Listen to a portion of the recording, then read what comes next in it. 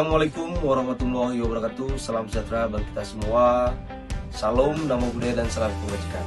Saya Muhammad Kafi, peserta PKA Angkatan 18 Kelompok 3. Dalam pekerjaan kita di lingkungan pemerintahan, khususnya di Direktorat Jenderal Pemasyarakatan Banten, kita sering berbicara tentang dua hal, anggaran dan risiko. Tapi apakah kita sudah melihat keduanya sebagai satu kesatuan? Melalui pelatihan kepemimpinan administrator, saya mendapatkan sebuah pencerahan penting. Manajemen keuangan dan manajemen risiko bukanlah dua hal yang terpisah. Mereka adalah dua sisi dari mata uang yang sama, yang saling memperkuat untuk menciptakan pemerintahan yang akuntabel dan berkinerja tinggi.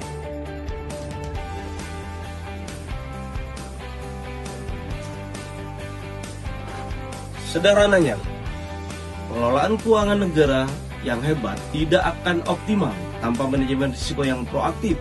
Sebaliknya, tidak bisa mengelola risiko dengan baik tanpa anggaran yang tepat. Paradigma lama kita adalah penganggaran berbasis input. Yang penting anggarannya terserap. Namun, sekarang kita harus bergeser ke penganggaran berbasis kinerja. Setiap rupiah yang kita belanjakan harus punya dampak dan hasil yang jelas dan terukur. Di sisi lain, resiko bukan lagi sesuatu yang harus ditakuti atau dihindari. Resiko adalah dampak dari ketidakpastian terhadap sasaran. Tugas kita adalah mengelolanya secara sistematis agar tujuan organisasi tetap tercapai. Itulah yang kita sebut sebagai manajemen risiko. Sebagai kepala bagian umum, saya melihat peran saya harus bertransformasi dari sekedar koordinator administratif menjadi seorang arsitek sistem yang mengintegrasikan kinerja dan risiko tingkat wilayah. Ada 3 tantangan utama yang harus kita atasi. 1. Risiko fragmentasi, di mana setiap bagian bekerja sendiri-sendiri. Keuangan fokus serapan, sementara pembinaan menghadapi risiko di lapangan tidak dilakukan secara maksimal. 2. Keterputusan hubungan antara penyerapan anggaran dan kinerja. Sebagai contoh, kita membeli CCTV canggih tapi lupa melatih operator. 3. Manajemen risiko yang hanya formalitas. Kita mengisi register risiko tapi tidak menindaklanjuti akar permasalahannya.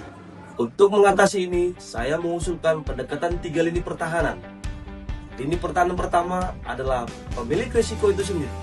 Para kepala unit pelaksana teknis dan kepala subbagian, mereka harus mampu mengidentifikasi dan mengelola risiko di area masing-masing.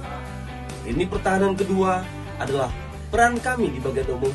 Tugas kami bukan mengambil alih, tapi memfasilitasi. Kami menyusun kerangka kerjanya, memantaunya, dan menganalisis data risiko secara keseluruhan untuk dilaporkan kepada pimpinan. Dan lini pertahanan ketiga adalah sinergi kita dengan aparat pengawas internal atau APIP. Laporan dari kami bisa menjadi masukan bagi mereka untuk melakukan audit berbasis risiko yang lebih tajam. Tentu, ini bukan pekerjaan mudah. Ini adalah sebuah perjalanan. Saya telah menyusun roadmap 1 tahun yang terstruktur, mulai dari fase fondasi dan sosialisasi triwulan pertama hingga fase evaluasi dan peningkatan berkelanjutan di akhir tahun. Pada akhirnya, tujuan kita bersama adalah memastikan setiap sumber daya yang kita kelola, baik itu keuangan, SDM maupun aset negara, memberikan kontribusi nyata maksimal untuk mencapai sasaran organisasi secara efektif, efisien, dan tentunya dengan penuh kehati-hatian. Ini bukan hanya tentang sistem atau prosedur, ini tentang membangun budaya kerja baru, budaya yang sadar akan kinerja dan sadar akan risiko. Perubahan ini membutuhkan dukungan dari pimpinan puncak dan komitmen kita semua.